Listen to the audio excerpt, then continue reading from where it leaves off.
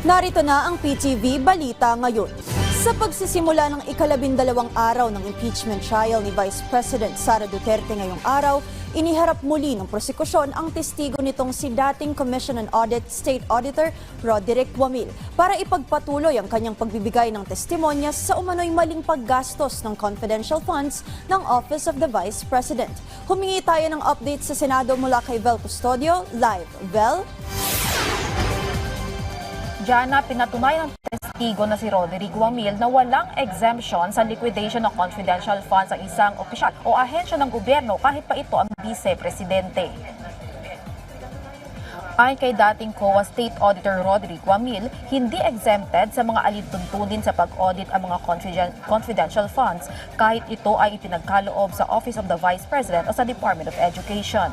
Aniya, dahil public funds ang confidential funds, kailangang maayos na maipaliwanag at maliquidate ang paggamit ng mga ito alinsunod sa umiiral na joint circular.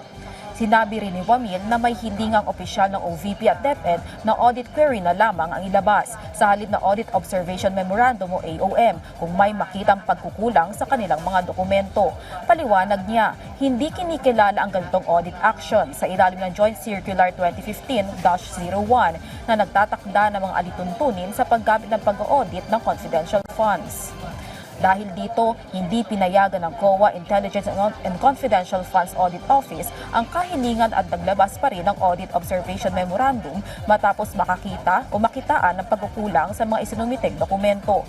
Nauna nang tumistigo si Guamil na may mga gastusin ng OVP at DepEd na walang sapat na dokumento, kabilang ang mga bayad sa rewards, medical at food aid, at iba pang gastusing umano'y hindi pinapayagan sa ilalim ng mga panuntunan sa paggamit ng confidential funds.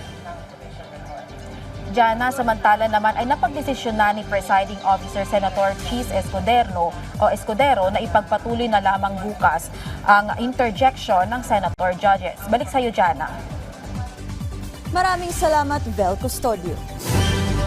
At yan ang mga balita sa oras na ito. Para sa iba pang updates, i-follow at i-like kami sa aming social media sites sa @PTVPH. Ako si Jana Madrid para sa Bayan.